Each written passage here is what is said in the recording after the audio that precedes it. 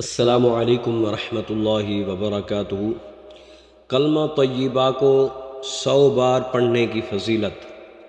آئیے حدیث سماعت فرمائیں اور اپنے ایمان کو تازہ کریں کہ کلمہ طیبہ لا الہ الا اللہ محمد رسول اللہ صلی اللہ علیہ وآلہ وسلم، اس کلمے کو 100 بار پڑھنے کی کیا فضیلت ہے۔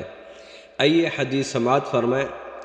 حضرت سیدنا ابو دردہ رضی اللہ تعالی عنہ اس کے راوی ہیں، روایت کرتے ہیں کہ نبی کریم رؤوف الرحیم تاجدار مدینہ حضور علیہ السلام نے ارشاد فرمایا، جو شخص لا الہ الا اللہ 100 بار پڑھے گا، اللہ تعالیٰ قیامت کے دن اسے اس حالت میں اٹھائے گا کہ اس کا جو چہرہ ہے وہ 14ویں کے چاند کی طرح چمک رہا ہوگا۔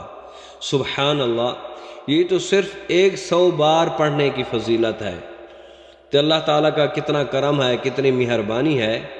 پھر آگے فرمایا، اس دن اس سے افضل عمل کوئی نہ ہوگا۔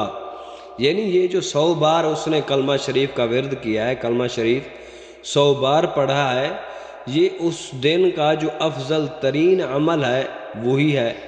پھر آگے فرمایا، جو اس کی مثل کہہ لے، چاہے وہ 100 بار کہہ لے یا اس سے زیادہ کہہ لے، زیادہ پڑھے گا تو پھر اس کی اور فضیلت ہے۔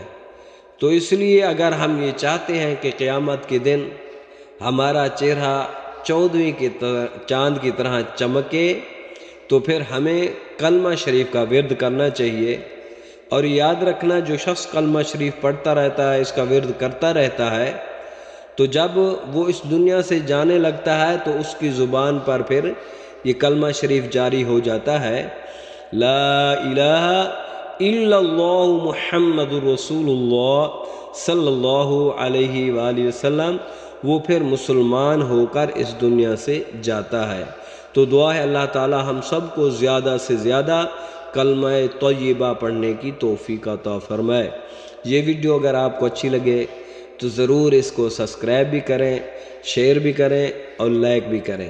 اللہ حافظ۔